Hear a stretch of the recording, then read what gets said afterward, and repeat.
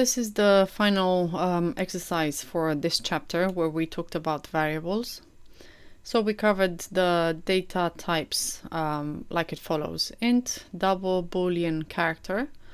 These four were primitive data types. We also had a look at the string data type, which is an object, is a reference type. We're going to talk about this more and in detail in the future videos. We also had a look at the static typing, which had to do with the fact that we cannot declare variables of one type and then store values of a different type in those variables. And we also had a look at the variable naming conventions.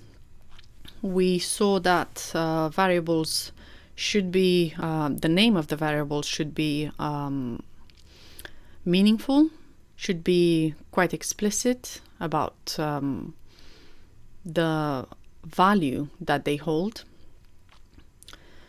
And we also had a look at the naming notation, so the way we should be naming our variables. And the variable should start with a letter, a $, or an underscore. Now, if we have a look at the instructions, it says this class, so myprofile.java, represents our hiring profile as presented to potential employers.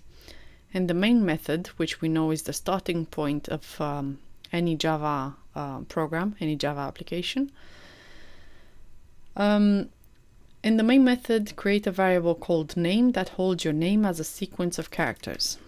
So, since we know that we deal with a sequence of characters, it means that the data type must be string. We're going to call it name, like our instruction tells us, and we're going to give it the value of Alexandra.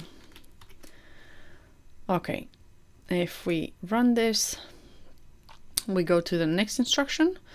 So the next one says create a variable called age that holds your age as a whole number. So since we deal with a whole number, the type must be int. We're going to call it age and we're going to say 23.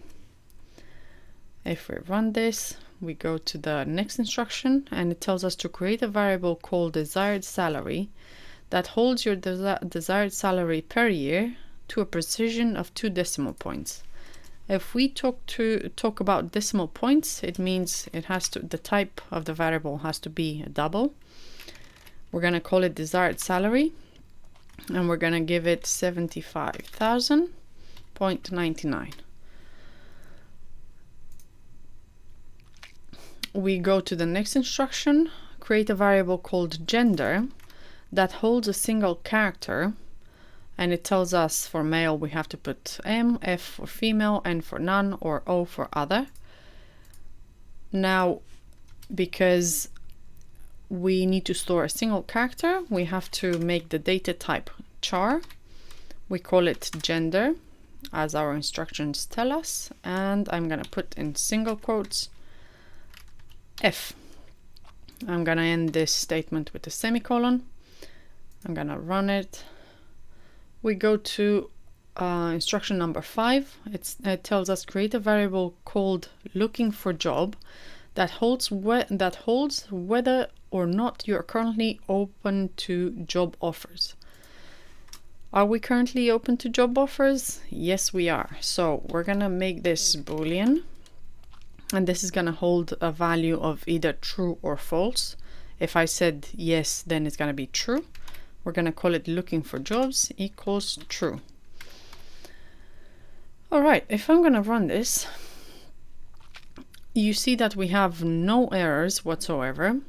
It means that we completed successfully this series where we talked about variables, and we're going to carry on learning more about Java. So thanks for watching so far.